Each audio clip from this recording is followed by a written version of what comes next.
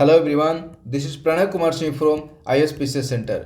Friends, आज हम लोग 17वीं BPSSC की प्रारंभिक परीक्षा को ध्यान में रखते हुए एक टेस्ट सीरीज को डिस्कशन करेंगे। यह जो टेस्ट सीरीज होगा वह इंडियन ज्योग्राफी सब्जेक्ट से संबंधित होगा। आज टेस्ट सीरीज के अंतर्गत मुख्य रूप से हम लोग टेस्ट नंबर 7 को डिस्कस करेंगे। इसके अंतर्गत जो पूर्व में टेस्ट नंबर 6 को डिस्कस किया जा चुका है। चलिए तो अब डिस्कशन हम लोग प्रारंभ करते हैं। देखिए, आज का पहला प्रश्न की बात करें तो जो पहला प्रश्न है वह खनिज से संबंधित है।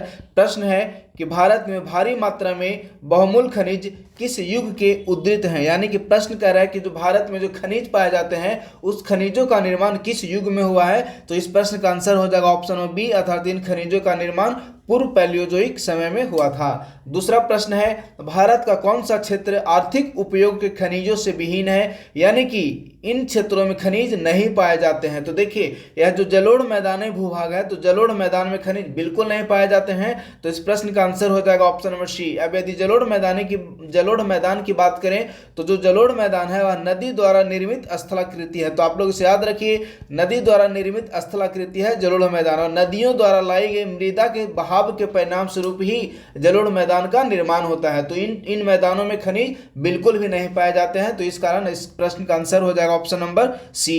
नेक्स्ट तीसरा नंबर प्रश्न है, तांबा, सीसा, जस्ता और बॉक्साइट को किस प्रकार की धातु के रूप में वर्गीकृत किया जा सकता है। तो देखिए, यह जो तांबा, सीसा, जस्ता और बॉक्साइट हैं, ये पहली बात तो कि यह धात्विक खनिज हैं, और धात्विक खनिज के अंतर्गत दूसरा है कि ये अलौह खनिज हैं। तो इस प्रश्न का आंसर हो जाएगा ऑप्शन नंबर डी, क्योंकि ए एवं सी दोनों विकल्प हैं वह सही है।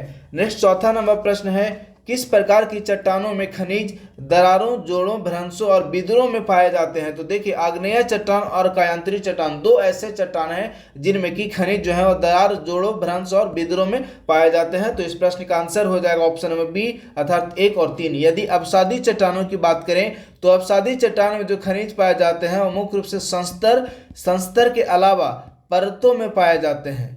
तो इसी कारण इस प्रश्न का आंसर ऑप्शन नंबर 2 अवसादी चट्टान नहीं है, बल्कि ऑप्शन नंबर 1 एवं 3 आग्नेय चट्टान और कायांतरी चट्टान। तो इस प्रश्न का आंसर हो जाएगा ऑप्शन नंबर बी। नेक्स्ट पांचवा नंबर प्रश्न है, निम्नलिखित में कौन सा कथन सही नहीं है। ध्यान दीजिएगा, प्रश्न करा कि कौन सा कथन सही नहीं है, यानी कि गलत है। पहला, खनिज के छोटे जमाव सिराओं के रूप में पाए जाते हैं, बिल्कुल सही है। दूसरा, खनिजों के बृहद जमाव परत के रूप में पाए जाते हैं, यह भी सही है। तीसरा, मुख्य धात्विक खनिज जैसे जस्ता, तांबा, जिंक और सीसा आदि इसी तरह सिराओं एवं जमाओं के रूप में प्राप्त होते हैं, यह भी सही है। तो इस प्रश्न का आंसर हो जाएगा ऑप्शन नंबर डी, अर्थात उपरोक्त में से कोई नहीं, यानी कि तीनों जो स्टेटमेंट है वह सही है। नेक्स्ट छठा नंबर प्रश्न है, अवसादी शैल में खनिज किस प्रकार बनते हैं। तो देखिए, अवसादी चट्टान की यदि बात करें तो पहला जो ऑप्शन है कि लंबे समय तक अत्यधिक ताप और दाब के परिणाम स्वरूप, बिल्कुल सही है। दूसरा जो है विशेष रूप से शुष्क क्षेत्रों में बाष्पीकरण के परिणाम स्वरूप, यह भी सही है। तीसरा, धरातलीय चट्टानों के अपघटन से, यह भी सही है। तो इस प्रश्न का आंसर हो जाएगा ऑप्शन नंबर डी, अर्थात 1, 2 और 3 तीनों इस प्रश्न का आंसर हो जाएगा। नेक्स्ट 107 नंबर प्रश्न है, निम्नलिखित का मिलान करें। देखिए, एक तरफ लौह अयस्क की पेटियां यानी कि लौह अयस्क क्षेत्र दिया हुआ है और दूसरी तरफ उस लौह अयस्क से संबंधित राज्य दिया हुआ है। तो यदि बादाम पहाड़ खदान की बात करें तो जो बादाम पहाड़ खदान है वह उड़ीसा में पाया जाता है, यानी कि एक हो जाएगा ऑप्शन नंबर 4। यदि गुआ एवं नोवा मंडी की बात करें तो यह झारखंड में पाया जाता है, बी का हो जाएगा ऑप्शन नंबर 1। नेक्स्ट, बेलाडीला पहाड़ी श्रृंखला, तो बेलाडीला पहाड़ी श्रृंखला है वह छत्तीसगढ़ में पाया जाता है, तो सी का हो जाएगा ऑप्शन नंबर 3। तो ऑब्वियसली डी का हो जाएगा ऑप्शन नंबर 2। तो इस प्रकार से इस प्रश्न का आंसर निकल कर आ रहा है ऑप्शन नंबर डी, 4, 1, 3 एवं 2। नेक्स्ट 8वां नंबर प्रश्न की तरफ चलते हैं। तो देखिए, 8वां नंबर प्रश्न है, मैग्नीज का अग्रणी उत्पादक राज्य कौन सा है, यानी कि मैग्नीज का सर्वाधिक उत्पादन किस राज्य में होता है। तो यदि मैग्नीज का उत्पादन की बात करें तो इस प्रश्न का आंसर हो जाएगा option number A, Madhya Pradesh. देखिए, मध्य प्रदेश में टोटल भारत के 33% मैग्नीज का उत्पादन होता है। इसी प्रकार यदि महाराष्ट्र की बात करें तो महाराष्ट्र में दूसरा सर्वाधिक मैग्नीज का उत्पादन होता है, जो कि 27% है, और उड़ीसा में 16% मैग्नीज का उत्पादन होता है, जो कि भारत में तीसरा स्थान रखता है। और इसी प्रकार से कर्नाटक में 12% मैग्नीज का उत्पादन होता है, जो कि भारत में चौथा स्थान रखता है। नेक्स्ट 9वां नंबर प्रश्न है, निम्नलिखित में कौन सी खदान तांबे की उत्पादक है। तो देखिए यदि तांबे के उत्पादक की बात करें तो मध्य प्रदेश में बेलाघाट खदान बिल्कुल तांबे के उत्पादक है। दूसरा, राजस्थान में खेतड़ी की खदान बिल्कुल उत्पादक है। तीसरा, छत्तीसगढ़ का बस्तर जिला। तो ध्यान दीजिएगा, यह जो छत्तीसगढ़ का बस्तर जिला है वह मुख्य रूप से लोहे के उत्पादन के लिए प्रसिद्ध है। तो जो तीसरा नंबर है वह गलत हो गया। चौथा है झारखंड का सिंहभूम जिला, बिल्कुल सही है। तो इस प्रश्न का आंसर निकल कर आ रहा है ऑप्शन नंबर सी। नेक्स्ट 10वां नंबर प्रश्न है, अमरकंटक का पठार, मैकाल की पहाड़ियां और बिलासपुर कटनी का पठारी क्षेत्र किस अयस्क के निक्षेपों के लिए जाना जाता है? तो इस प्रश्न का आंसर हो जाएगा ऑप्शन नंबर सी, अर्थात इन अयस्कों में बॉक्साइट अधिक मात्रा में पाए जाते हैं। नेक्स्ट प्रश्न है, निम्नलिखित में कौन अबरख का प्रमुख उत्पादक क्षेत्र है? ध्यान दीजिएगा, प्रश्न कर रहा है कि कौन अबरख का प्रमुख उत्पादक क्षेत्र है। तो इस प्रश्न का आंसर हो जाएगा ऑप्शन नंबर ए, झारखंड। जो कोडरमा है वह झारखंड राज्य में स्थित है। भारत का सर्वाधिक अबरख झारखंड के कोडरमा राज्य में ही पाए जाते हैं। तो ऑब्वियसली इस प्रश्न का आंसर हो जाएगा option number A. Next 112 number प्रश्न है, भारत में चूना पत्थर के उत्पादन में कौन सा राज्य अग्रणी है? यानी कि प्रश्न कर रहा है कि भारत के किस राज्य में चूना पत्थर का सर्वाधिक उत्पादन किया जाता है, यानी कि चूना पत्थर के उत्पादन में भारत में प्रथम स्थान पर है। तो इस प्रश्न का आंसर हो जाएगा ऑप्शन नंबर सी, अर्थात राजस्थान। राजस्थान में टोटल भारत का 20% चूना पत्थर का उत्पादन किया जाता है। इसी प्रकार से यदि मध्य प्रदेश में बात करें तो मध्य प्रदेश में भारत का चूना पत्थर के उत्पादन में मध्य प्रदेश का भारत में दूसरा स्थान है और भारत में 13% चूना पत्थर का उत्पादन अकेले मध्य प्रदेश करता है। इसी प्रकार यदि आंध्र प्रदेश की बात करें तो आंध्र प्रदेश 13% चूना पत्थर का उत्पादन करता है और छत्तीसगढ़ 11% चूना पत्थर का उत्पादन करता है। यानी कि भारत में पहला स्थान है राजस्थान का, दूसरा स्थान है मध्य प्रदेश का, तीसरा स्थान है आंध्र प्रदेश का और जो चौथा स्थान है वह छत्तीसगढ़ का है। तो प्रश्न है कौन सा चूना पत्थर के उत्पादन में भारत में कौन सा राज्य अग्रणी है? तो इस प्रश्न का ऑब्वियसली आंसर हो जाएगा option number C, Rajasthan. Next प्रश्न है, कोयले के भंडार की दृष्टि से निम्नलिखित राज्यों का अवरोही क्रम में सही क्रम को व्यक्त करना है। तो इस प्रश्न का आंसर हो जाएगा ऑप्शन नंबर बी, अर्थात कोयला का सर्वाधिक उत्पादन ओडिशा में किया जाता है। उसके बाद दूसरा नंबर पर सर्वाधिक उत्पादन झारखंड, तीसरा छत्तीसगढ़ और चौथा महाराष्ट्र। तो इस प्रश्न का आंसर हो जाएगा ऑप्शन नंबर बी। नेक्स्ट प्रश्न है, निम्नलिखित में कौन सी देश की महत्वपूर्ण सोने की खानों में से एक नहीं है? यानी कि प्रश्न कर रहा है कि भारत में जितने भी जो सोने के खान हैं उनमें से महत्वपूर्ण खान में से एक निम्न में से कौन नहीं है? तो ध्यान दीजिए, जो ऑप्शन नंबर बी है हॉस्पेट, इस प्रश्न का सही आंसर हो जाएगा। जो हॉस्पेट है वह मुख्य रूप से लौह खनिजों के लिए यानी कि लोहा के उत्पादन के लिए हॉस्पेट प्रसिद्ध है। तो इस प्रश्न का आंसर हो जाएगा option number B. Next 15 number प्रश्न की तरफ हम मूव करते हैं। 15 नंबर प्रश्न है, भारत में बॉक्साइट का सबसे बड़ा उत्पादक राज्य कौन सा है? ध्यान दीजिएगा, प्रश्न बहुत ही आसान है कि भारत में बॉक्साइट का सबसे बड़ा उत्पादक राज्य कौन सा है? तो देखिए, बॉक्साइट का भारत में सबसे बड़ा उत्पादक राज्य उड़ीसा, जो कि भारत के कुल उत्पादन का 65% उत्पादन अकेले उड़ीसा द्वारा किया जाता है। इसके बाद दूसरा नंबर पर है झारखंड, जो कि 10% बॉक्साइट का उत्पादन करता है।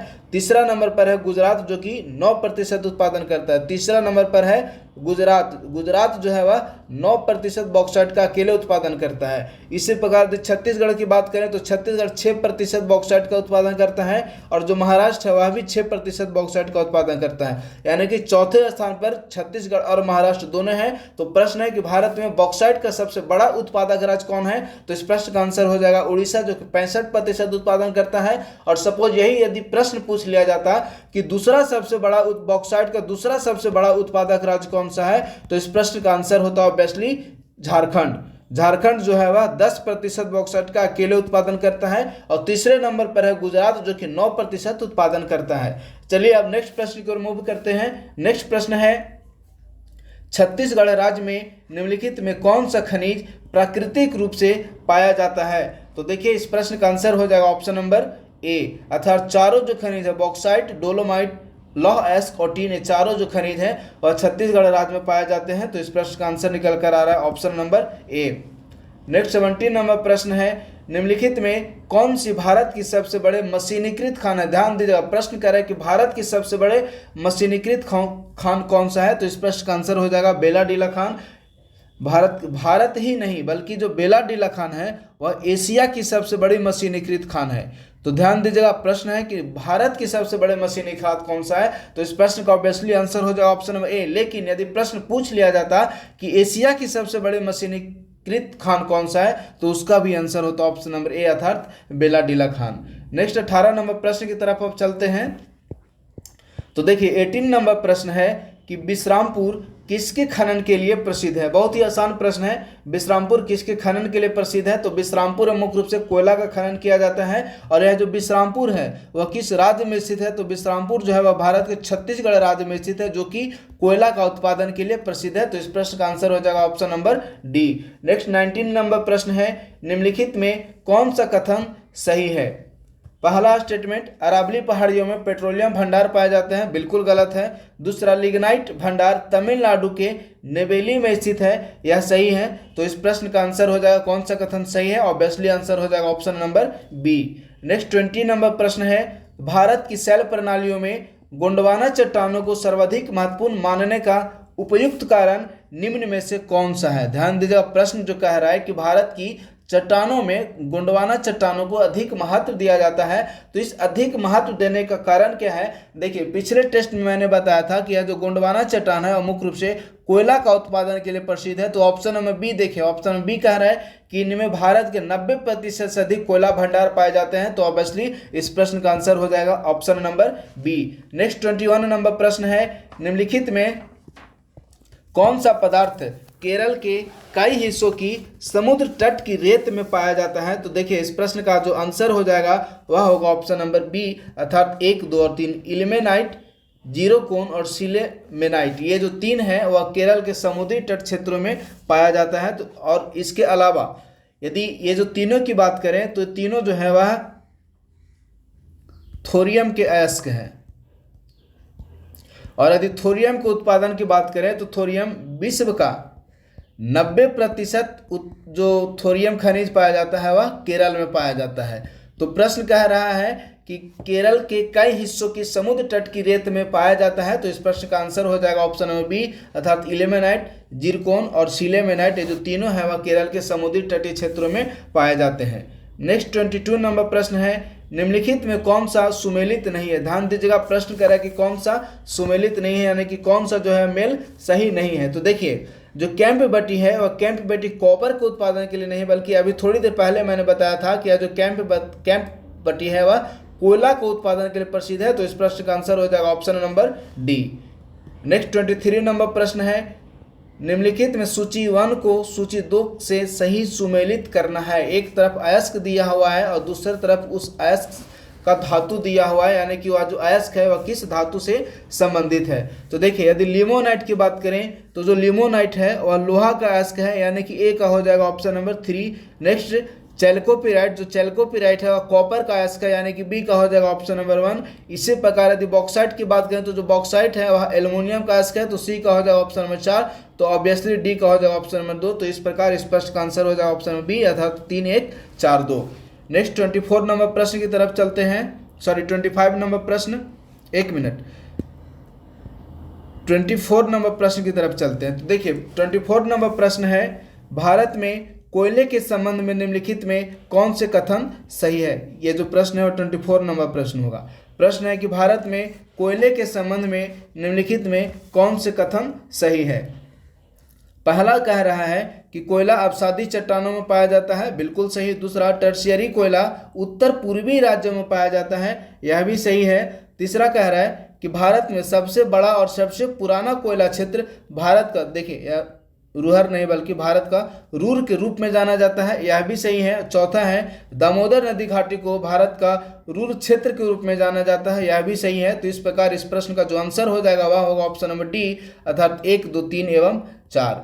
नेक्स्ट 26 नंबर प्रश्न है, निम्नलिखित में कौन सा कथन सुमेलित नहीं है। ज्वार बाजरा बिल्कुल सही है। दूसरा, मूंगफली तिलहनी फसलें हैं, यह भी सही है। चुकंदर फाइबर फसलें, देखिए चुकंदर फाइबर फसलें नहीं बल्कि जो चुकंदर है वह कंद वर्गीय फसलें हैं। तो इस प्रकार इस प्रश्न का आंसर हो जाएगा ऑप्शन नंबर सी अर्थात चुकंदर। नेक्स्ट प्रश्न है, दी गई फसलों में से कौन सी फसल रबी की फसल नहीं है। तो ध्यान दीजिएगा, यदि रबी फसल की बात करें तो देखिए जो मूंगफली है वह रबी फसल नहीं बल्कि मूंगफली जो है वह खरीफ की फसल है। तो इस प्रकार इस प्रश्न का आंसर हो जाएगा ऑप्शन नंबर डी। इसके अलावा गेहूं, आलू और सरसों जो तीनों है वह रबी फसल है। नेक्स्ट 28 नंबर प्रश्न है, कीवी फल भारत के निम्नलिखित में से किस क्षेत्र में उगाया जाता है? तो इस प्रश्न का आंसर हो जाएगा ऑप्शन नंबर डी, अर्थात भारत के नागालैंड, हिमाचल प्रदेश और अरुणाचल प्रदेश तीनों ही राज्यों में कीवी फल उगाया जाता है। तो ऑब्वियसली इस प्रश्न का आंसर हो जाएगा ऑप्शन नंबर डी, अर्थात 1, 2 और 3। नेक्स्ट 29 नंबर प्रश्न है, कृषि में सल्फर के उपयोग के संबंध में निम्नलिखित कथनों पर विचार करें। पहला, सल्फर निषेचन पौधों को ठीक से बढ़ने और विकसित करने में मदद करता है और पोषक तत्वों के उपयोग में सुधार करता है। तो यह जो स्टेटमेंट है बिल्कुल सही है। दूसरा, मिट्टी में सल्फर की उच्च मात्रा मिट्टी के अम्लीकरण का कारण बनती है, यह भी सही है। तो इस प्रश्न का आंसर हो जाएगा ऑप्शन नंबर सी, अर्थात 1 और 2 दोनों ही कथन सही है। नेक्स्ट 30 नंबर प्रश्न है, इसाद आम की किस्म निम्नलिखित में से किस राज्य से संबंधित है? देखिए, यह जो इसाद आम है इसे केरल को जीआई टैग प्रदान किया गया था पिछले वर्ष। तो प्रश्न कह रहा है कि इसाद आम की किस्म निम्नलिखित में से किस राज्य से संबंधित है? तो इस प्रश्न का आंसर हो जाएगा ऑप्शन नंबर डी। 1 मिनट, यह केरल नहीं बल्कि कर्नाटक राज्य को इसाद आम की फसल के लिए जीआई टैग मिला था। तो इस प्रश्न का आंसर हो जाएगा ऑप्शन नंबर डी, अर्थात कर्नाटक। नेक्स्ट है, कस्तूरी कपास क्या है? तो बहुत ही आसान प्रश्न है। यह जो कस्तूरी कपास है भारत का प्रीमियम कॉटन ब्रांड है। तो इस प्रश्न का आंसर हो जाएगा option number A. Next 32 number प्रश्न है, भारत में हींग के उत्पादन के संबंध में निम्नलिखित कथनों पर विचार करें एवं सत्य कथन का चयन करें। पहला स्टेटमेंट है, भारत दुनिया में हींग का सबसे बड़ा उत्पादक है। देखिए, यह जो पहला नंबर स्टेटमेंट हो गया वह गलत हो गया, क्योंकि भारत में हींग का उत्पादन बिल्कुल भी नहीं किया जाता, बिल्कुल नहीं, भारत में हींग का उत्पादन नहीं किया जाता है। तो पहला नंबर जो स्टेटमेंट है वह गलत हो गया। दूसरा, यह भारत में उत्पादित आनुवंशिक रूप से संशोधित फसलों में से एक है। तो यह भी गलत है। जब भारत में उत्पादन ही नहीं किया जाता तो इसका जीएम फसल कहाँ से आएगा? तो प्रश्न का आंसर हो जाएगा ऑप्शन नंबर डी, अर्थात न तो 1 और न ही 2। चलिए 33 नंबर प्रश्न की तरफ अब हम लोग मूव करते हैं।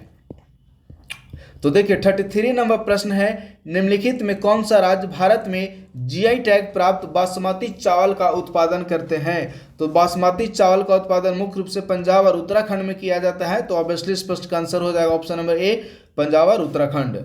नेक्स्ट 34 नंबर प्रश्न है, पोकली चावल की किस्म के बारे में निम्नलिखित कथनों पर विचार करें एवं सत्य कथन का चयन करें। पहला कह रहा है कि यह लवण प्रतिरोधी चावल की एक किस्म है, बिल्कुल सही। दूसरा, केरल के तटीय क्षेत्रों में शीत ऋतु में इस फसल की खेती की जाती है, यह भी सही है। तो इस प्रश्न का आंसर हो जाएगा option number C. Next 35 number प्रश्न है, निम्नलिखित में कौन सा गन्ना का उप उत्पाद है? ध्यान दीजिए, प्रश्न कह रहा है कि गन्ना उद्योग का कौन सा उप उत्पाद है, यानी कि गन्ना उद्योग से जिनका निर्माण किया जाता है। तो देखिए पेट्रोलियम जेली, यह गलत है क्योंकि गन्ना उद्योग से पेट्रोलियम जेली का निर्माण नहीं किया जाता है। दूसरा खोई और तीसरा है गुड़। तो देखिए खोई और गुड़, यदि खोई की बात करें तो ग्रामीण क्षेत्रों में इसे खोहिया के नाम से भी जाना जाता है। तो इस प्रश्न का आंसर हो जाए ऑप्शन नंबर 2 एवं 3, यानी कि ऑप्शन नंबर बी इस प्रश्न का सही आंसर है। नेक्स्ट 36 नंबर प्रश्न है, भारत में जैविक कृषि के संबंध में निम्नलिखित कथनों पर विचार करें एवं सत्य कथन का चयन करें। पहला है कि जैविक खेती और जैविक किसानों की संख्या में भारत विश्व में पहले स्थान पर। देखिए यह जो पहला नंबर स्टेटमेंट हो गया वह गलत हो गया। यदि जैविक खेती के संबंध में भारत का विश्व में स्थान की बात करें तो जैविक खेती के संबंध में भारत का विश्व में 9वां स्थान है, जबकि जैविक किसानों की संख्या के मामले में भारत का विश्व में पहला स्थान है। तो जो पहला नंबर स्टेटमेंट है वह गलत हो गया। दूसरा कह रहा है भागीदार गारंटी प्रणाली पीजीएस जैविक उत्पादों को प्रमाणित करने की एक प्रक्रिया है, बिल्कुल सही, भारत सरकार द्वारा इसे लॉन्च किया गया है। तो इस प्रश्न का आंसर हो जाएगा ऑप्शन नंबर बी, अर्थात केवल और केवल दूसरा नंबर जो स्टेटमेंट है वह सही है। नेक्स्ट 37 नंबर प्रश्न है, भारत में चावल उत्पादन के आरोही क्रम में निम्नलिखित राज्यों को व्यवस्थित करें एवं नीचे दिए गए कूट का प्रयोग कर सही उत्तर का चयन करना है। तो देखिए यदि चावल उत्पादन की बात करें तो भारत में चावल का सर्वाधिक उत्पादन जो किया जाता है वह वर्तमान समय में आंध्र प्रदेश में किया जाता है। तो यानी कि दूसरा नंबर जो स्टेटमेंट है वो सबसे पहला होगा। उसके बाद जो दूसरा स्थान पर चावल का सर्वाधिक उत्पादन किया जाता है वह तमिलनाडु में उत्पादन किया जाता है, यानी कि 2, 3। अब विकल्प देखिए, ऑप्शन नंबर ए और ऑप्शन नंबर सी दोनों निकल कर आ रहा है। तो अब हम लोग नेक्स्ट देखते हैं, तीसरे स्थान पर भारत में चावल का सर्वाधिक उत्पादन पंजाब में किया जाता है, यानी कि 2, 3, 5। तो ऑब्वियसली इस प्रश्न का आंसर हो जाएगा option number C, 2, 3। 1 minute, sorry 2, 3, 5। तो इस प्रश्न का आंसर हो जाएगा ऑप्शन नंबर ए अर्थात 2, 3, 5, 4 और 1। नेक्स्ट 38 नंबर प्रश्न है, भारत में चंदन के वितरण के क्षेत्र के आरोही क्रम में निम्नलिखित राज्यों भारत के चंदन के वितरण के क्रम में निम्नलिखित राज्यों को व्यवस्थित करें और नीचे दिए गए कूट का प्रयोग कर सही उत्तर का चयन करना है। तो भारत में चंदन का सर्वाधिक उत्पादन केरल राज्य में किया जाता है, यानी कि सबसे पहले होगा केरल। उसके बाद दूसरे स्थान पर चंदन का सर्वाधिक उत्पादन आंध्र प्रदेश में किया जाता है, यानी कि 2 के बाद हो जाएगा 4। तीसरे स्थान पर चंदन का सर्वाधिक उत्पादन तमिलनाडु में किया जाता है, यानी कि 2, 4, 1। और ऑब्वियसली चौथे स्थान पर चंदन का सर्वाधिक उत्पादन कर्नाटक में किया जाता है। तो इस प्रश्न का आंसर हो जाएगा ऑप्शन नंबर ए अर्थात 2, 4, 1 और 3। नेक्स्ट 39 नंबर प्रश्न है, भारत में मूंगफली उत्पादन के संबंध में निम्नलिखित कथनों पर विचार करें एवं सत्य कथन का चयन करें। पहला कह रहा है कि यह भारत के लिए स्थानिक है, बिल्कुल गलत। दूसरा, यह भारत मूंगफली का सबसे बड़ा उत्पादक है, जिसके बाद चीन और अमेरिका का स्थान है। देखिए यह जो दूसरा नंबर स्टेटमेंट है वह भी गलत है, क्योंकि भारत जो है वह पहला नंबर बात कर, भारत मूंगफली का दुनिया में सबसे बड़ा उत्पादक नहीं, बल्कि भारत मूंगफली का दुनिया में दूसरा सबसे बड़ा उत्पादक है। तो इस प्रकार से दूसरा नंबर जो स्टेटमेंट है गलत हो गया। तो इस प्रकार से इस प्रश्न का आंसर हो जाएगा ऑप्शन नंबर डी, न तो 1 और न ही 2, अर्थात दोनों जो कथन है वह गलत है। नेक्स्ट 14 नंबर प्रश्न है, ट्रक फार्मिंग से संबंधित। तो सबसे पहले हम लोग समझते हैं कि यह जो ट्रक फार्मिंग है वह ट्रक फार्मिंग होता क्या है। तो ट्रक फार्मिंग के अंतर्गत जो मुख्य रूप से सब्जी का उत्पादन किया जाता है, तो ट्रक फार्मिंग के अंतर्गत सब्जी उन क्षेत्रों में उत्पादित की जाती है जिन क्षेत्रों की जो जलवायु है वह सब्जी उत्पादन के अनुसार जलवायु अनुकूल नहीं होती है। तो अब प्रश्न को देखिए, ट्रक फार्मिंग निम्नलिखित में से किससे संबंधित है। तो इस प्रश्न का आंसर हो जाएगा ऑप्शन सी अर्थात सब्जियों की खेती। नेक्स्ट, कालेश्वरम लिफ्ट सिंचाई परियोजना निम्नलिखित में से किस नदी पर है। तो ध्यान दीजिएगा, यह जो कालेश्वरम लिफ्ट सिंचाई परियोजना है वह गोदावरी नदी पर अवस्थित है। तो इस प्रश्न का आंसर हो जाएगा option number A. Next 42 number प्रश्न है, एपीडा को निम्नलिखित में से किस अनुसूचित उत्पाद के निर्यात, संवर्धन और विकास की जिम्मेदारी सौंपी गई है। तो देखिए यह जो एपीडा है वह सभी का निर्यात और संवर्धन करता है। तो इस प्रश्न का आंसर हो जाएगा ऑप्शन नंबर डी अर्थात 1, 2, 3 और 1, 2, 3, 4, 5। नेक्स्ट यदि 43 नंबर प्रश्न की तरफ अब हम लोग चलते हैं, तो देखिए जो 43 नंबर प्रश्न है वह कौन सा राज्य वर्ष 2022 में भारत में दूध का सबसे बड़ा उत्पादक राज्य है। यदि भारत में वर्ष 2022 में दूध का सबसे बड़ा उत्पादक राज्य की बात करें तो वह है उत्तर प्रदेश, यानी कि ऑप्शन नंबर ए इस प्रश्न का सही आंसर है। नेक्स्ट 44 नंबर प्रश्न है, भारत में दिए गए राज्यों में से कौन सा सबसे बड़ा रेशम उत्पादक राज्य है। प्रश्न कह रहा है कि भारत में निम्न में से दिए गए राज्यों में से कौन सा सबसे बड़ा रेशम उत्पादक राज्य है। तो यदि रेशम उत्पादक राज्य की बात करें तो सबसे बड़ा रेशम उत्पादक राज्य कर्नाटक है, यानी कि ऑप्शन सी इस प्रश्न का सही आंसर है। लेकिन यदि सपोज यही प्रश्न पूछ लिया जाता है कि बिहार में सर्वाधिक रेशम का उत्पादन किस जिले में किए जाते हैं, तो बिहार में सर्वाधिक रेशम का उत्पादन मुख्य रूप से भागलपुर में किया जाता है, और इसी भागलपुर को बिहार का सिल्क सिटी के नाम से भी जानते हैं। हम लोग भागलपुर को बिहार का सिल्क सिटी के नाम से भी जानते हैं। अब प्रश्न पर लौटते हैं। प्रश्न कह रहा है कि भारत में दिए गए राज्यों में से कौन सा राज्य सबसे बड़ा रेशम का उत्पादक है। तो इस प्रश्न का आंसर हो जाएगा ऑप्शन सी अर्थात कर्नाटक। नेक्स्ट 45 नंबर प्रश्न है, निम्न में कौन सी फसल जायद के मौसम में नहीं उगती है। तो देखिए यह जो जायद के मौसम में सरसों फसल नहीं उगती है, तो इस प्रश्न का आंसर हो जाएगा ऑप्शन नंबर बी, क्योंकि सरसों फसल की बात करें तो जो सरसों है मुख्य रूप से रबी फसल है। अब यदि तरबूज और ककड़ी की बात करें तो यह जो दोनों है ऑप्शन नंबर ए और ऑप्शन नंबर सी मुख्य रूप से जायद फसल है। तो प्रश्न कह रहा है कि कौन सी फसल जायद के मौसम में नहीं उगाई जाती है। तो इस प्रश्न का आंसर हो जाए ऑप्शन नंबर बी, क्योंकि जो सरसों है वह रबी की फसल है। नेक्स्ट 46 नंबर प्रश्न है, भारत में लगभग 80% कोयले का भंडार किन क्षेत्रों में पाया 80% कोयले का भंडार किस प्रकार का है। तो देखिए भारत में 80% जो कोयले का भंडार है वह बिटुमिनस प्रकार का है। तो इस प्रश्न का आंसर हो जाएगा ऑप्शन नंबर ए। और यदि कोयले का भंडार की बात करें तो जो कोयले का भंडार है मुख्य रूप से गोंडवाना शैलों में मिलता है। तो आप लोग इसे भी याद रखिए। ऊपर में थोड़ी देर पहले मैंने बताया कि कोयले का भंडार मुख्य रूप से गोंडवाना शैल में पाया जाता है, और भारत में जो कोयले का भंडार है उनमें 80% कोयले का जो भंडार है वह बिटुमिनस कोयले का प्रकार पाया जाता है। नेक्स्ट 47 नंबर प्रश्न की तरफ अब चलते हैं। तो देखिए जो 47 नंबर प्रश्न है कि हमारे द्वारा उपयोग किए जाने वाले ऊर्जा के अधिकांश स्रोत संग्रहित सौर ऊर्जा का प्रतिनिधित्व करते हैं, निम्नलिखित में से कौन अंततः सूर्य की ऊर्जा से प्राप्त नहीं होती है। तो देखिए सूर्य की ऊर्जा से, परमाणु ऊर्जा सूर्य की ऊर्जा से प्राप्त नहीं होती है, तो इस प्रश्न का आंसर हो जाएगा ऑप्शन नंबर सी।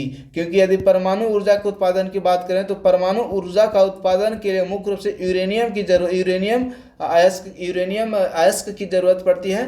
तो प्रश्न है कि परमाणु ऊर्जा के अधिकांश स्रोत संग्रहित सौर ऊर्जा का प्रतिनिधित्व करते हैं, तो इस प्रश्न का आंसर हो जाएगा ऑप्शन नंबर सी अर्थात परमाणु ऊर्जा। नेक्स्ट 48 नंबर प्रश्न है, निम्नलिखित में कौन सही सुमेलित नहीं है। एक तरफ फसल दिया हुआ है और दूसरी तरफ उस फसल की कटाई का महीना दिया हुआ है। तो देखिए पहला है रबी की जो फसल है अप्रैल महीने में काटी जाती है, तो बिल्कुल सही है। दूसरा खरीफ की जो फसल है अक्टूबर नवंबर में काटी जाती है, यह भी सही है। तीसरा जायद मई जून में काटी जाती है, यह भी सही है। तो इस प्रकार इस प्रश्न का आंसर हो जाएगा option number D.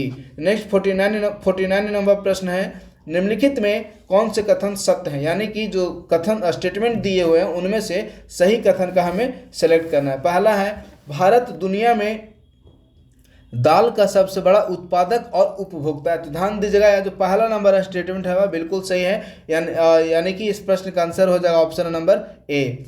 Next 50 number प्रश्न की तरफ अब चलते हैं हम लोग। तो देखिए जो 50 नंबर प्रश्न है, निम्नलिखित कथनों पर विचार करें एवं सत्य कथन का चयन करें। पहला स्टेटमेंट है कि ज्वार एक वर्षा सिंचित फसल है जो ज़्यादातर नम क्षेत्रों में उगाई जाती है, बिल्कुल सही है। दूसरा, मक्का पुरानी जलोढ़ मिट्टी में अच्छी तरह से उगता है, यह भी सही है। और तीसरा, बाजरा रेतीली मिट्टी और उथली काली मिट्टी में अच्छी तरह उगाई जाती है, यह भी सही है। चौथा है, गन्ना जो है वह गर्म और आर्द्र जलवायु में अच्छी तरह उगता है, यह भी सही है। तो इस प्रश्न का आंसर हो जाएगा ऑप्शन नंबर डी अर्थात 1, 2, 3 और 4। नेक्स्ट 51 नंबर प्रश्न है, प्रायद्वीपीय भारत की काली मिट्टी के संबंध में निम्नलिखित में कौन सा जो कथन है वह सही नहीं है। ध्यान दीजिएगा प्रश्न कह रहा है कि कौन सा जो कथन है वह सही नहीं है। पहला, आयरन चूना और पोटास से भरपूर होते हैं, बिल्कुल सही है। दूसरा, ये जो मिट्टी है वह नमी को बनाए रखते हैं, यह भी सही है। तीसरा जो है वह उपजाऊ और कपास उगाने के लिए अधिक उपयुक्त फसल है,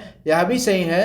और जो चौथा है कि फास्फोरस और कार्बनिक पदार्थ से भरपूर होते हैं। तो देखिए यह जो काली मिट्टी है उनमें फास्फोरस और कार्बनिक पदार्थ का अभाव पाया जाता है, यानी कि इस प्रश्न का जो आंसर हो जाएगा वह होगा ऑप्शन नंबर डी। लेकिन यदि काली मिट्टी की बात करें तो काली मिट्टी में मुख्य रूप से जो कैल्शियम कार्बोनेट, ध्यान दीजिएगा काली मिट्टी में कैल्शियम कार्बोनेट की प्रचुरता पाई जाती है। इस कैल्शियम कार्बोनेट के अतिरिक्त काली मिट्टी में मैग्नीशियम एवं पोटास की भी प्रचुरता पाई जाती है। काली मिट्टी में मैग्नीशियम और पोटास की भी प्रचुरता पाई जाती है। तो प्रश्न कह रहा है कि काली मिट्टी के संबंध में निम्न में से कौन सा कथन सही नहीं है, यानी कि गलत है। तो इस प्रश्न का आंसर हो जाएगा ऑप्शन नंबर डी, इनमें फास्फोरस और कार्बनिक पदार्थ की भरपूरता नहीं बल्कि अभाव पाया जाता है। नेक्स्ट 52 नंबर प्रश्न है, जूट किस प्रकार की मिट्टी में अच्छी तरह उगाई जाती है। तो देखिए जूट जो है वह जलोढ़ मिट्टी में अच्छी तरह उगाई जाती है, तो इस प्रश्न का आंसर हो जाएगा option number C. Next 53 number प्रश्न है, निम्नलिखित में कौन सी लाल मिट्टी की विशेषता नहीं है। ध्यान दीजिए प्रश्न कह रहा है कि कौन सी विशेषता लाल मिट्टी की नहीं है। पहला कह रहा है कि ये पुराने क्रिस्टलीय और रूपांतरित चट्टानों के अपक्षय से प्राप्त होते हैं, पहला नंबर जो है वह सही है। दूसरा है, इनमें आयरन ऑक्साइड की अधिकता पाई जाती है, यह भी सही है। तीसरा, इसमें जल धारण क्षमता अधिक होती है, देखिए जल धारण क्षमता इस मिट्टी में बहुत ही कम होती है। नेक्स्ट है, इनमें नाइट्रोजन की मात्रा अधिक पाई जाती है। तो लाल मिट्टी में नाइट्रोजन की मात्रा अधिक नहीं बल्कि लाल मिट्टी में आयरन ऑक्साइड की मात्रा अधिक पाई जाती है। तो इस प्रश्न का आंसर हो जाएगा ऑप्शन नंबर डी अर्थात 3 और 4। नेक्स्ट 54 नंबर प्रश्न की तरफ अब चलते हैं हम लोग। तो देखिए जो 54 नंबर प्रश्न है वह जलोढ़ मृदा से संबंधित है। प्रश्न कह रहा है कि जलोढ़ मृदा के संबंध में निम्नलिखित में कौन सा कथन सत्य नहीं है, यानी कि निम्नलिखित में कौन सा जो कथन है वह गलत है। पहला, कि इनकी बनावट बलुई दोमट से लेकर चिकनी मिट्टी तक होती है, बिल्कुल सही। दूसरा कह रहा है कि इसमें फास्फोरस की मात्रा अधिक और पोटास की मात्रा कम पाई जाती है। देखिए यह जो दूसरा नंबर स्टेटमेंट है उल्टा लिखा हुआ है, इनमें पोटास की मात्रा अधिक पाई जाती है और फास्फोरस की मात्रा इस मिट्टी में कम पाई जाती है। तो दूसरा नंबर जो स्टेटमेंट है वह गलत हो गया। अब प्रश्न देखिए, जब पहला नंबर जो विकल्प है वह सही है तो यानी कि ए, सी और डी ये तीनों सही होगा, तो ऑब्वियसली इस प्रश्न का आंसर निकल कर आ रहा है option number B. Next 55 number प्रश्न है, भारत की निम्नलिखित में से किस मिट्टी का निर्माण बेसाल्टिक लावा के अपक्षय के कारण हुआ है? तो बेसाल्टिक लावा के अपक्षय के कारण मुख्य रूप से रेगुर मिट्टी का निर्माण हुआ है। तो इस प्रश्न का आंसर हो जाएगा option number D. Next 56 number प्रश्न है जो कि स्टेटमेंट वाइज संबंधित है। देखिए प्रश्न कह रहा है स्टेटमेंट ए में आंध्र प्रदेश के कुल क्षेत्रफल में शुद्ध बोए गए क्षेत्र का प्रतिशत पश्चिम बंगाल की तुलना में कम है। दूसरा कह रहा है कि आंध्र प्रदेश का अधिकांश भाग की मिट्टी लेटराइट मिट्टी है। अब इस प्रश्न का आंसर देखते हैं। तो देखिए पहला नंबर जो स्टेटमेंट है बिल्कुल सही है, लेकिन जो दूसरा नंबर स्टेटमेंट है वह गलत है, क्योंकि आंध्र प्रदेश के अधिकांश भागों में लेटराइट मिट्टी नहीं बल्कि आंध्र प्रदेश के अधिकांश भागों में लाल मिट्टी यानी कि रेड सॉइल पाया जाता है। तो दूसरा नंबर जो स्टेटमेंट हो गया वह गलत हो गया। इसके आधार पर जो हमारा आंसर निकल कर आ रहा है वह ऑप्शन नंबर सी ए सत्य है, लेकिन आर गलत है। नेक्स्ट 57 नंबर प्रश्न है आम फसलें उगाने के लिए उपयुक्त उपजाऊ मिट्टी का पीएच मान कितना होने की संभावना है? तो यदि आम फसल की बात करें तो आम फसल मुख्य रूप से उगाने के लिए पीएच मान 6 से लेकर 7.5 के मध्य होना चाहिए। तो इसके आधार पर इस प्रश्न का आंसर निकल कर आ रहा है option number C. Next 58 number प्रश्न है सरदार सरोवर बांध निम्नलिखित में से किस नदी पर बनाया गया है? तो जो सरदार सरोवर बांध है वह नर्मदा नदी पर बनाया गया है। यदि सरदार सरोवर बांध से लाभान्वित राज्य की बात करें तो देखिए सरदार सरोवर बांध से लाभान्वित राज्य हैं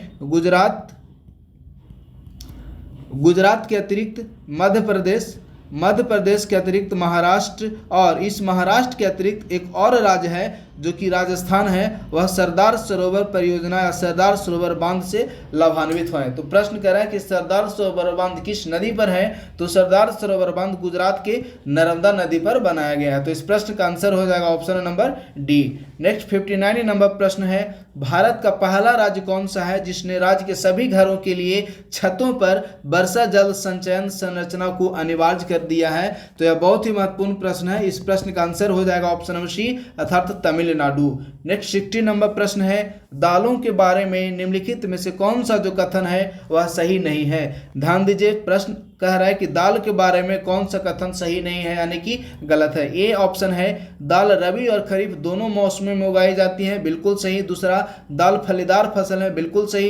तीसरा इन्हें अन्य फसलों के साथ चक्रानुक्रम में भी उगाया जा सकता है, यह भी सही है।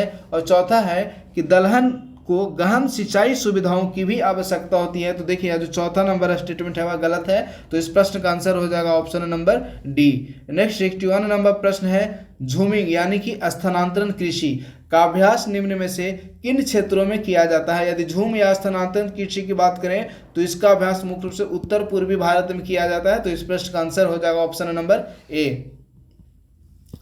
नेक्स्ट 62 नंबर प्रश्न की तरफ अब चलते हैं। तो देखिए जो 62 नंबर प्रश्न है वह कृषि से संबंधित है। प्रश्न कह रहा है कि निम्नलिखित में कौन सा भारतीय कृषि में कम उत्पादकता का कारण नहीं है? ध्यान दीजिएगा प्रश्न कह रहा है कि भारतीय कृषि में कम उत्पादकता का कारण निम्न में से कौन नहीं है? तो सहकारी कृषि भारतीय कृषि में कम उत्पादकता का कारण नहीं है। तो इस प्रश्न का आंसर हो जाएगा ऑप्शन नंबर सी।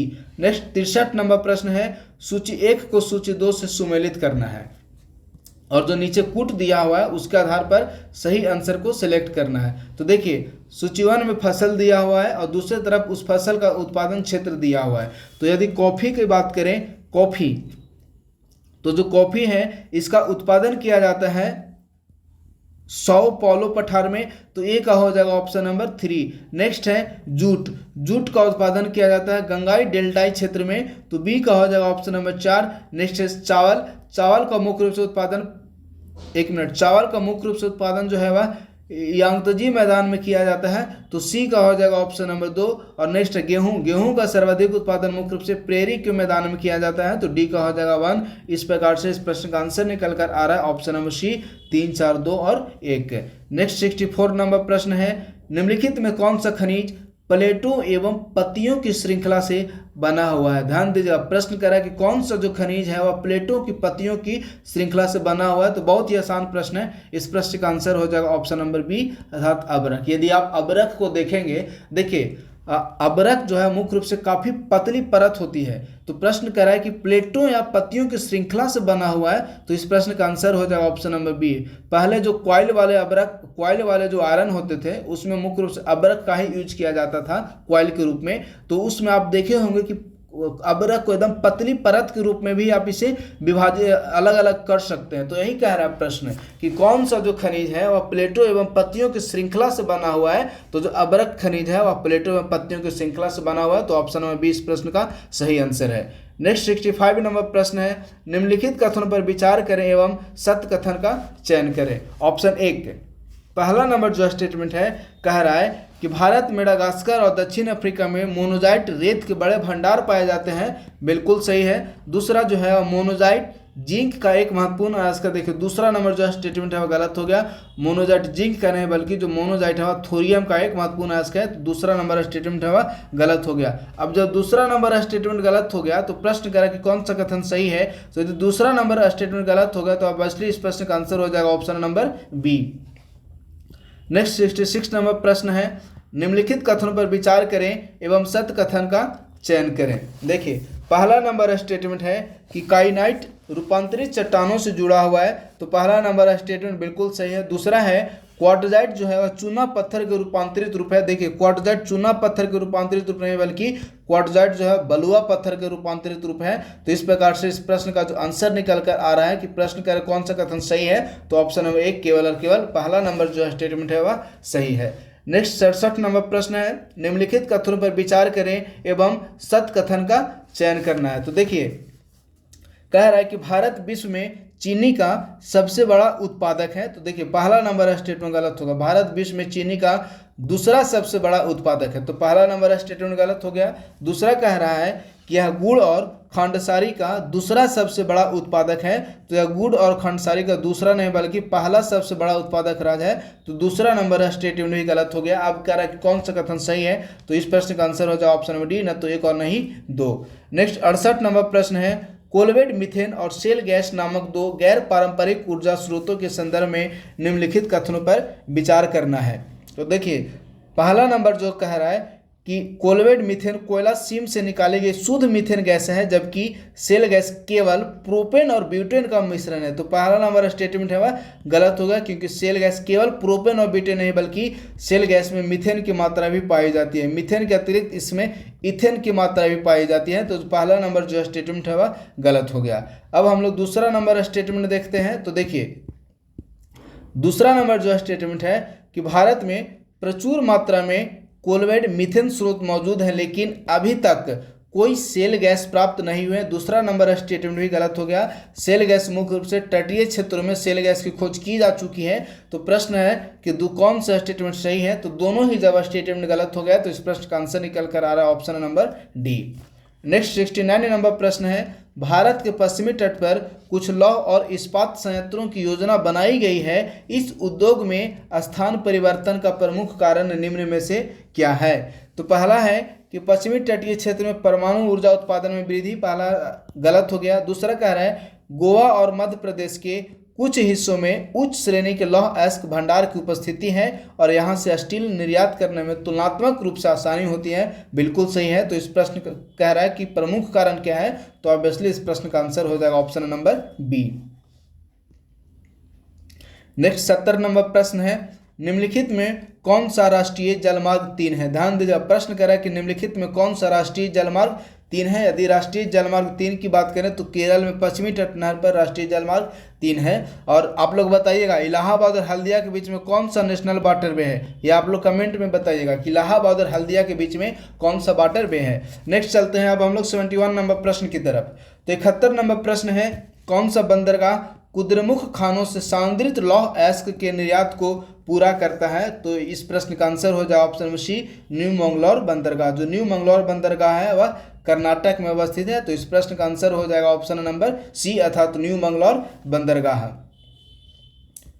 नेक्स्ट प्रश्न है, भारतीय परिवहन प्रणाली के संदर्भ में निम्नलिखित कथनों पर विचार करें एवं सत्य कथन का चयन करें। पहला है कि भारतीय रेलवे प्रणाली दुनिया में सबसे बड़ी है। तो देखिए भारतीय रेलवे प्रणाली है दुनिया में सबसे बड़ी नहीं बल्कि दुनिया में यह 4th नंबर पर आती है। तो पहला नंबर जो स्टेटमेंट है वह गलत हो गया। दूसरा कह रहा है कि राष्ट्रीय राजमार्ग कुल परिवहन मांग का 45% भाग पूरा करते हैं। तो जो राष्ट्रीय राजमार्ग कुल परिवहन मार्ग का 45% नहीं बल्कि सिर्फ और सिर्फ 2% पूरा करते हैं। तो जो दूसरा नंबर भी स्टेटमेंट है वह 1 मिनट प्रश्न करें कौन सा कथन सही है। रुकिए राष्ट्रीय राजमार्ग कुल परिवहन मांग का 45% पूरा करते हैं। जो दूसरा नंबर जो स्टेटमेंट है वह सही है। एक मिनट, पहला जो स्टेटमेंट है वह गलत हो गया, बल्कि सबसे बड़ी नहीं बल्कि 4th नंबर पर है। दूसरा कि राष्ट्रीय राजमार्ग कुल परिवहन मांग का 45% पूरा करते हैं। दूसरा नंबर जो स्टेटमेंट है वह सही हो गया।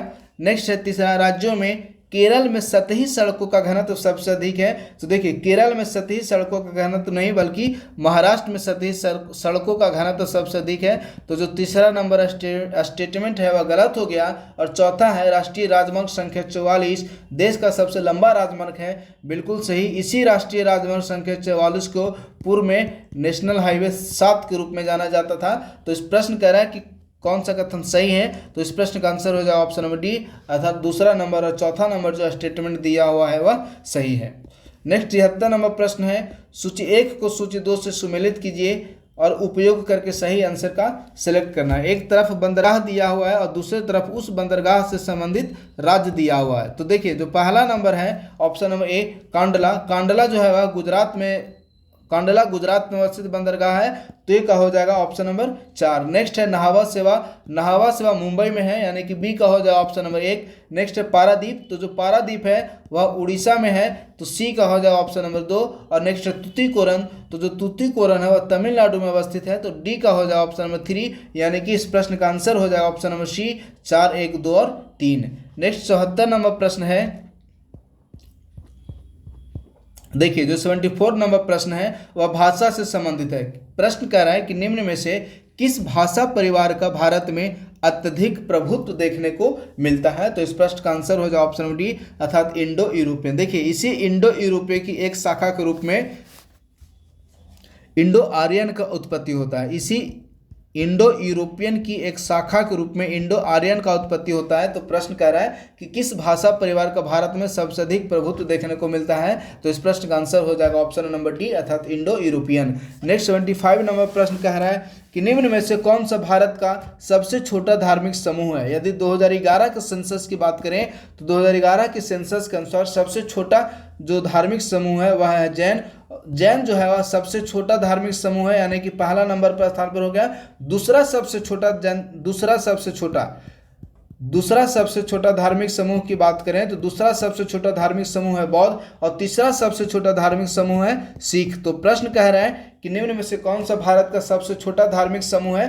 तो इस प्रश्न का आंसर हो जाएगा ऑप्शन नंबर बी। 76 नंबर प्रश्न है, जनसंख्या घनत्व के संबंध में निम्न में से कौन सा जो कथन है वह गलत है। पहला है कि यह प्रति इकाई क्षेत्र जनसंख्या का माप है, बिल्कुल सही। दूसरा है यह देश में जनसंख्या घनत्व की स्थानिक भिन्नता का एक विचार देता है, यह भी सही है। नेक्स्ट है 2011 की जनगणना के अनुसार भारत में जनसंख्या का घनत्व 380। देखिए भारत में जनसंख्या का घनत्व 380 नहीं बल्कि भारत में जनसंख्या का घनत्व 382 है। तो जो तीसरा नंबर स्टेटमेंट है वह गलत हो गया। अब यदि बिहार की जनसंख्या घनत्व की बात करें कि बिहार में जनसंख्या घनत्व कितना है, तो बिहार में जनसंख्या घनत्व 1106 2011 के सेंसस के अनुसार। चौथा है कि पिछले 50 वर्षों में प्रति वर्ग किलोमीटर 200 से अधिक व्यक्तियों की लगातार वृद्धि हुई है, बिल्कुल सही। तो प्रश्न करें कौन सा कथन गलत है। तो इस प्रश्न का आंसर हो जाएगा ऑप्शन नंबर सी।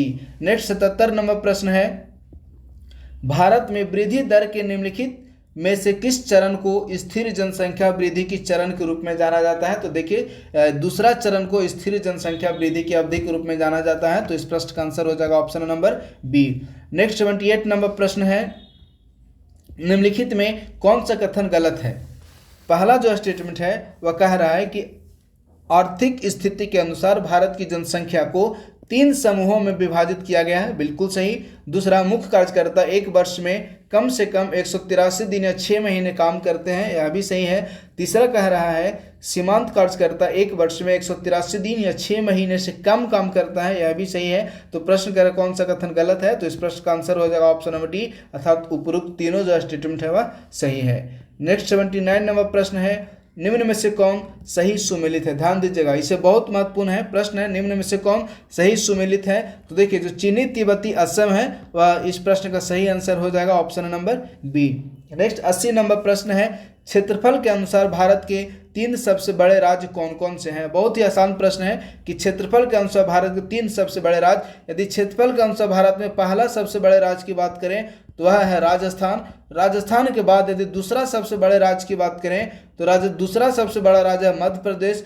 तीसरा सबसे बड़े राज्य की बात करें तो वह है महाराष्ट्र। अब देखिए इसके आधार पर विकल्प को सिलेक्ट करते हैं हम लोग। तो देखिए राजस्थान, मध्य प्रदेश और महाराष्ट्र, यानी कि ऑप्शन नंबर ए इस प्रश्न का सही आंसर हो जाएगा। नेक्स्ट 81 नंबर प्रश्न, भारत में अप्रवासन प्रवास की धाराएं पहचानी गई हैं, यानी कि अप्रवासन आवास की कितनी धाराएं भारत में पहचानी गई हैं? तो इस प्रश्न का आंसर हो जाएगा ऑप्शन नंबर ए, अर्थात भारत में 4 प्रकार की अप्रवासन प्रवास की स्थिति देखने को मिलती है।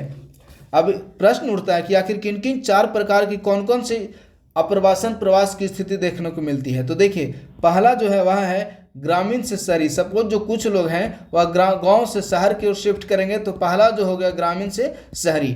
दूसरा ऐसे लोग हैं वह एक गांव से दूसरे गांव में ही शिफ्ट करेंगे, यानी कि ग्रामीण से ग्रामीण। दूसरी स्थिति हुई ग्रामीण से ग्रामीण। तीसरी स्थिति यह भी हो सकती है कि कुछ लोग एक शहर से दूसरे शहर में शिफ्ट करें, यानी कि शहरी टू शहरी, यानी कि एक शहर से दूसरे शहर में शिफ्ट करें। और चौथी स्थिति हो सकती है कि कुछ लोग शहर से गांव क्षेत्र की ओर, ग्रामीण क्षेत्र की ओर मूव करें, यानी कि यह जो चौथी अवस्था है इसे रिवर्स माइग्रेशन के नाम से भी जानते हैं। रिवर्स माइग्रेशन के रूप में चौथी अवस्थिति को जानते हैं। तो प्रश्न कह रहा है कि भारत में अप्रवासन प्रवास की कितनी धाराएं पहचानी गई हैं? तो अप्रवासन प्रवास की भारत में मुख्य रूप से 4 धाराएं पहचानी गई हैं। नेक्स्ट 82 नंबर प्रश्न है,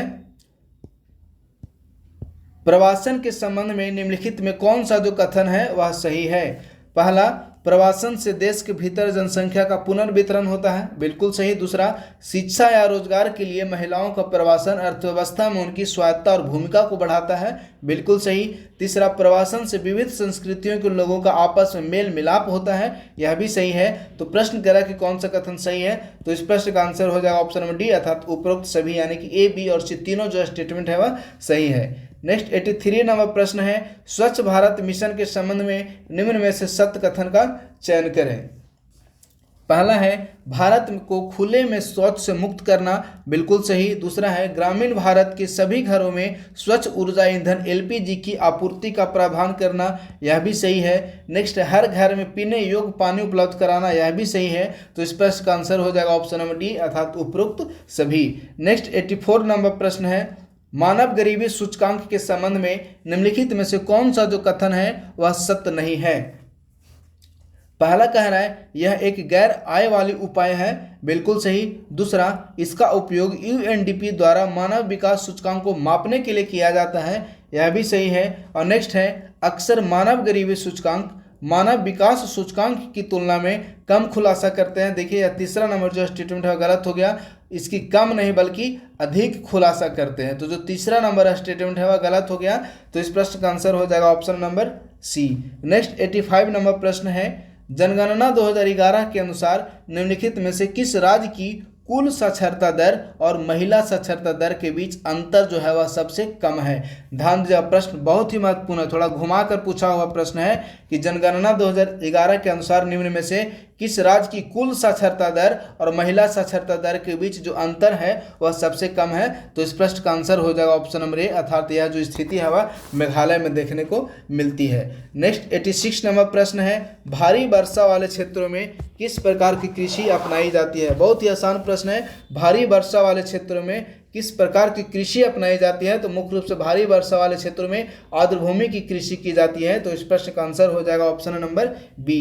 नेक्स्ट 87 नंबर प्रश्न है, अर्थव्यवस्था में निम्नलिखित में से कौन सा परिवर्तन भूमि उपयोग को प्रभावित करता है? तो देखिए इस प्रश्न का जो आंसर हो जाएगा ऑप्शन डी, अर्थात जो तीनों अवस्थिति हैं वह अर्थव्यवस्था में भूमि उपयोग की अवस्थिति को प्रभावित करते हैं। तो ऑप्शन नंबर डी इस प्रश्न का सही आंसर है। नेक्स्ट 88 नंबर प्रश्न है, जब कोई द्वीप पानी के नीचे पूरी तरह डूब जाता है तो दोनों में से तो कौन से लैगून बनते हैं? तो इस जब कोई द्वीप है और पानी में पूरी तरह से डूब जाता है तो उसे एटोल लैगून कहते हैं। तो इस प्रकार इस प्रश्न का आंसर हो जाएगा ऑप्शन नंबर ए। यदि एटोल लैगून का एग्जाम्पल की बात करें तो भारत का जो लक्षद्वीप द्वीप है वह एटोल निर्मित ही द्वीप है, यानी कि जो लक्षद्वीप है वह एटोल द्वीप है। तो इस प्रश्न का आंसर हो जाएगा ऑप्शन नंबर ए, अर्थात एटोल लैगून। नेक्स्ट 89 नंबर प्रश्न है, सौर ऊर्जा परमाणु संयंत्रों की तुलना में कितने प्रतिशत अधिक प्रभावी है? तो यह बहुत ही महत्वपूर्ण प्रश्न है। यह जो सौर ऊर्जा है वह परमाणु संयंत्र की तुलना में 10% अधिक प्रभावी है। यदि सपोज यही प्रश्न परमाणु संयंत्र की बजाय यदि कोयला का पूछ लिया जाता, तो देखिए यदि कोयला का पूछ लिया जाता तो कोयला से जो सौर ऊर्जा है वह 7% अधिक प्रभावी है। तो इस प्रश्न है कि परमाणु संयंत्र की तुलना में कितने प्रतिशत अधिक प्रभावी हैं? तो आंसर हो जाएगा ऑप्शन ए अर्थात 10%। नेक्स्ट 19 नंबर प्रश्न की तरफ मूव करते हैं। 1 मिनट। देखिए जो 19 नंबर प्रश्न है, खनिजों के संबंध में निम्नलिखित में से कौन सा कथन सही है? ऑप्शन नंबर ए है कि वे अंतरिक्ष में समान रूप से वितरित हैं। बिल्कुल गलत। अंतरिक्ष में समान रूप से बल्कि नहीं, अंतरिक्ष में असमान रूप से वितरित हैं। जो पहला नंबर स्टेटमेंट है वो गलत हो गया। दूसरा कह रहा है कि खनिजों की गुणवत्ता और मात्रा के बीच सीधा संबंध है। देखिए यह खनिजों की गुणवत्ता और मात्रा के बीच सीधा संबंध नहीं बल्कि विपरीत संबंध देखने को मिलता है। तो जो दूसरा नंबर स्टेटमेंट है वह भी गलत हो गया। सी है कि वे समय के साथ अक्षय हैं। तो देखिए अक्षय नहीं बल्कि समय के साथ क्षय हैं, यानी कि समय के साथ वे समाप्त हो जाते हैं। चौथा है कि वे एक तत्व या एक से अधिक तत्वों से मिलकर बने होते हैं। यह सही है। तो इस प्रश्न का आंसर हो जाएगा option number D. Next 91 number प्रश्न है, भारत में टीन संसाधनों वाला एकमात्र राज्य कौन सा है? तो देखिए भारत में एकमात्र राज्य छत्तीसगढ़ ऐसा है जहां की टीन का उत्पादन किया जाता है। तो इस प्रश्न का आंसर हो जाएगा option number A. Next 92 number प्रश्न है, उद्योगों के वर्गीकरण के संबंध में निम्न में से कौन सा जो कथन है वह गलत है? पहला कह रहा है कि स्वामित्व के आधार पर उद्योगों को 3 श्रेणियों में वर्गीकृत किया गया है, सार्वजनिक, निजी क्षेत्र और संयुक्त और सहकारी क्षेत्र। बिल्कुल सही। दूसरा, उनके द्वारा उपयोग किए गए जाने वाले कच्चे माल के आधार पर इन्हें बुनियादी माल उद्योग, पूंजीगत माल उद्योग और मध्यवर्ती माल उद्योग के रूप में वर्गीकृत किया गया है।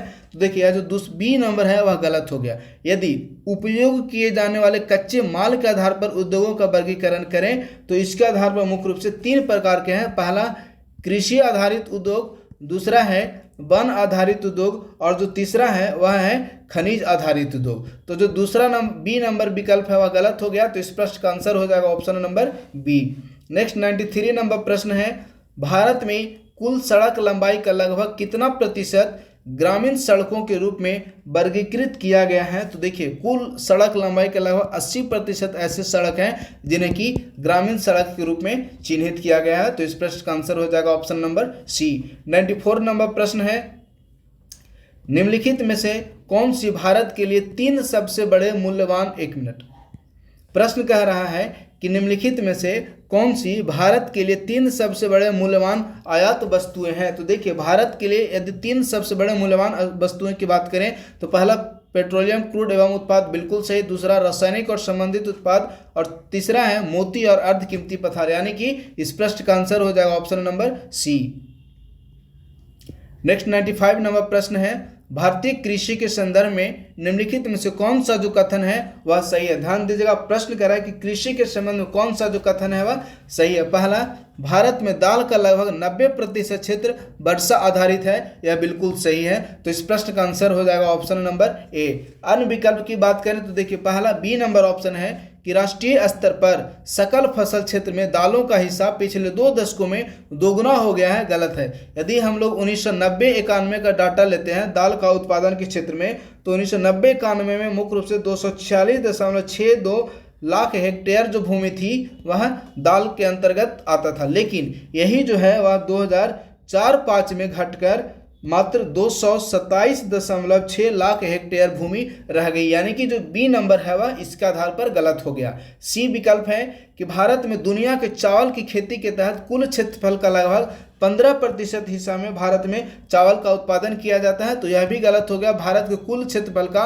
29% क्षेत्रफल में चावल का उत्पादन किया जाता है। और डी है कि चावल भारत के सकल फसल क्षेत्र का लगभग 34% है। देखिए 34% नहीं बल्कि 23.7% है। तो जो डी नंबर भी है वह भी गलत हो गया। तो प्रश्न है कि निम्न में से कौन सा कथन सही है, अर्थात ऑब्वियसली इस प्रश्न का आंसर हो जाएगा option number A. Next 96 number प्रश्न है, भारत में किसी क्षेत्र की विशेषताएं निम्नलिखित में से कौन सी है?